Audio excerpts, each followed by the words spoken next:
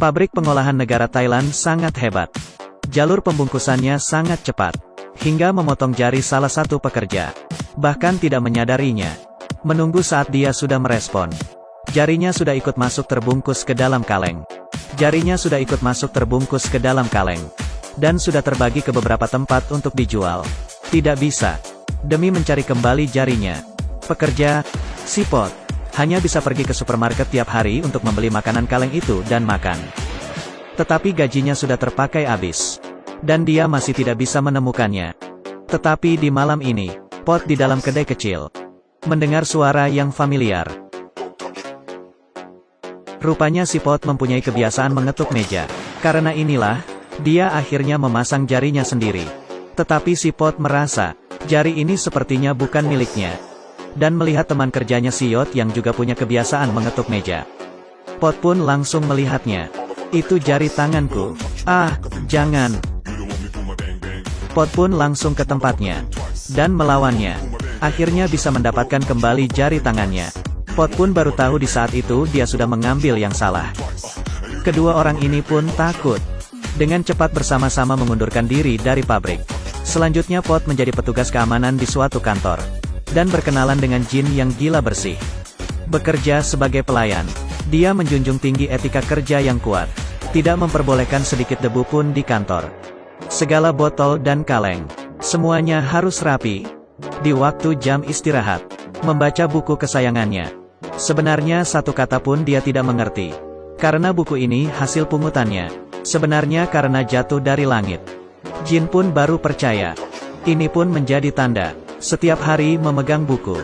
Kemanapun harus lihat, agar ngerti. Dengan khusus datang ke Mongolia untuk bekerja. Tetapi semua orang di dalam kantor. Tidak ada seorang pun yang mengerti buku ini. Hingga membuat semua orang berpikir kalau Jin ini ada penyakit.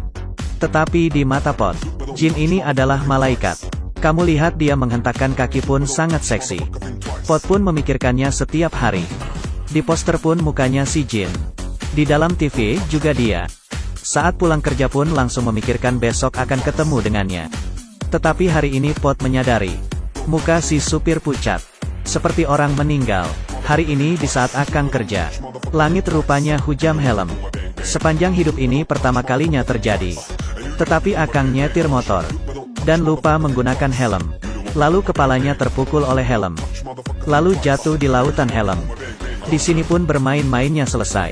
Tetapi karena dia terlalu mencintai pekerjaannya, Akang yang kehilangan semangat kerja, juga bertekad menjadi pekerja.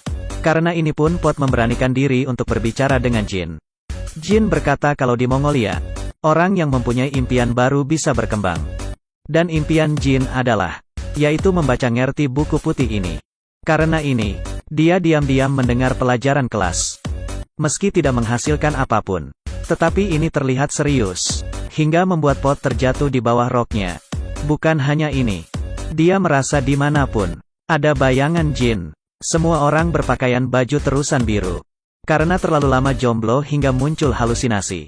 Pot memeluk erat Akang. Yot yang melihat teman baiknya begitu bucin. Membiarkan dia dan Jin untuk naik bus. Terkenal bahwa bus di Thailand itu sangat penuh dengan orang. Bahkan tante tidak bisa menahan lagi dan berkata, jangan mendesak lagi, kalau mendesak lagi nanti jadi suami istri. Kamu lihat Yot dan pacarnya. Juga beneran sudah menjadi suami istri. Pot juga ingin mencobanya. Tetapi Jin mengatakan kalau dia alergi dengan bus. Aku buang masih ada yang begini. Tetapi dia setuju untuk naik kereta bawah tanah bersama Pot. Meski tidak seperti bus yang begitu sesak. Tetapi Pot tetap senang. Dan menyadari kalau Jin benar-benar alergi terhadap transportasi umum. Tidak mempunyai hidup seperti layaknya puteri. Tetapi punya penyakit puteri. Demi melindungi sang puteri, Pot keluar dari pekerjaannya. Dan menjadi supir taksi. Tiap hari bisa mengantar Jin pulang pergi kerja. Tentu saja, kadang-kadang bisa ketemu dengan penumpang yang aneh. Penumpang ini sangat aneh. Karena dia tidak memedulikan barang apapun. Semuanya dijilat. Di hari yang terik ini, pun bisa menjilat muka orang. Membawa dia pulang ke rumah. Menjadi alat pembersih rumah, TV, piring dan sepatu. Dan juga lantai. Semuanya dijilati hingga bersih. Pot pun sudah tidak tahan lagi. Langsung mengelem mulutnya. Lalu membelikannya permen tangkai yang banyak. Untuk dia, Jilati. Tetapi tetap saja tidak bisa mengubah sikap aneh ini. Malah menakuti penumpang lain hingga lompat dari taksi. Selanjutnya, dia pergi karena dimarahi oleh tante-tante. Pot pun akhirnya bisa menyatakan perasaannya ke Jin.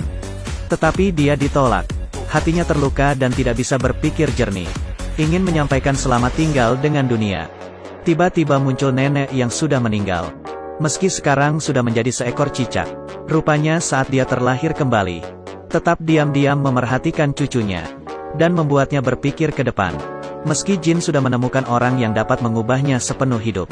Yaitu si Peter, pejuang lingkungan. Dan memastikan, buku putih ini ada hubungan dengan perlindungan lingkungan. Karena ini, Jin bergabung dengan organisasi perlindungan lingkungan. Suatu waktu membawa kantong kemanapun untuk memungut botol plastik. Kamu lihatlah, mengumpulkannya hingga rumah penuh. Setelah itu pun harus dibersihkan dan digunakan kembali. Dan memberikannya ke orang di sekitarnya. Ini pun hanya Pot yang mau menerima. Yang lebih menakutkan lagi, rumahnya dipenuhi dengan botol plastik. Di dalam rumah pun tidak ada tempat untuk menginjakan kaki. Demi mengumpulkan botol plastik menolong dunia, Jin pun keluar dari pekerjaannya. Di saat Pot datang melihatnya, botol plastik di depan rumahnya sudah tertumpuk menjadi gunung. Ketinggiannya sudah hampir membuat orang sesak napas.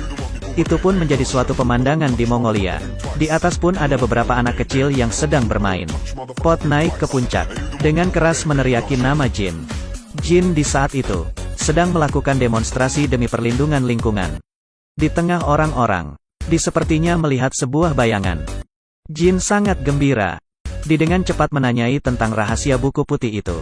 Dan Peter mengatakannya, ini sebenarnya adalah sebuah buku kuning kecil.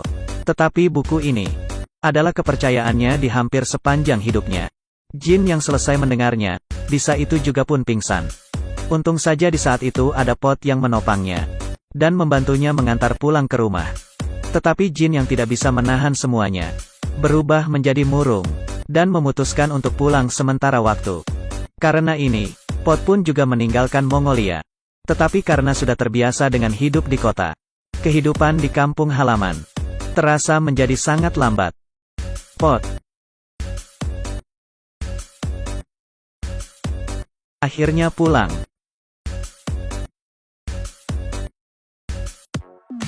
Lalu, Pot pun memutuskan untuk kembali lagi ke Mongolia. Tidak terasa beberapa bulan kemudian, setiap orang di sini sudah memiliki ekor. Sekarang Pot yang belum memiliki ekor, menjadi seorang selebriti. Tetapi hati Pot terus memikirkan Jin. Dia lalu datang lagi ke gunung botol plastik. Melihat kembali, saat itu, dia sepertinya melihat bayangan Jin. Sudah terhitung banyak kesulitan yang dilewati. Akhirnya kedua orang ini bisa bersatu. Dan setengah tahun kemudian, Jin sudah hamil. Di dalam perutnya, adalah nenek yang reinkarnasi lagi. Tidak kepikiran kan? Tapi sekali lagi, semangat kerja si pekerja paruh waktu. Kami yang begitu bekerja sangat keras. Semuanya demi apa? Klik program kecil di bawah ini. Coba apa kamu seorang pekerja yang memenuhi syarat?